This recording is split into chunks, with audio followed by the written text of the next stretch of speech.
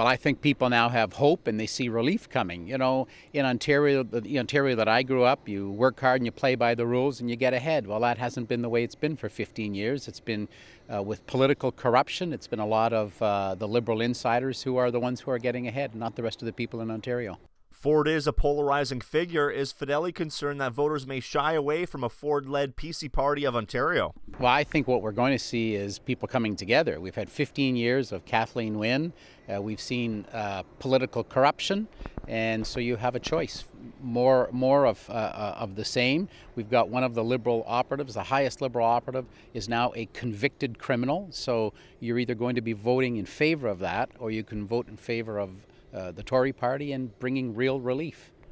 Does Patrick Brown's People's Guarantee live and die with Patrick Brown, or does that carry over to what will now be an election race for the government of Ontario? I think that what you'll see is our party's policies and our platform come out in plenty of time for the election. We haven't seen anything from any of the other parties. People know where we stand.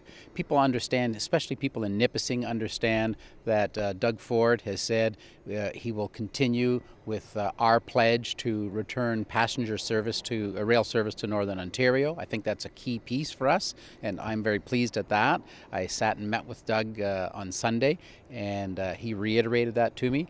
His interest in the Ring of Fire is important to North Bay and all of Nipissing because of the manufacturing and machining jobs that are here. This is where all the consumables for the Ring of Fire will be manufactured. So he understood that, and I think that's why we need to continue to get behind the PC party. Is it fair to describe him and his policies as populist or more conservative, very right-leaning? I think you won't find Doug right or left. He just fights for the little guy. That's the Doug Ford that I saw in Toronto, and I expect that's the Doug Ford that you'll see. He's not much of an idealist in terms of a political party philosophy. He just fights for the little guy, fights for what's right. And when you've got so much political corruption, and there's a real demand for change in the province of Ontario, I think you're going to see a huge victory. He's no sitting member of provincial parliament, so will he be running for a riding leading up to election day? Well, I expect Doug will run in a riding in and around the Etobicoke area where his home is. And because he doesn't have a seat in the legislature, although the legislature is not going to sit for a whole much longer, I remain until Election Day as the leader of Her Majesty's loyal opposition, and so I will lead the legislature within the chamber.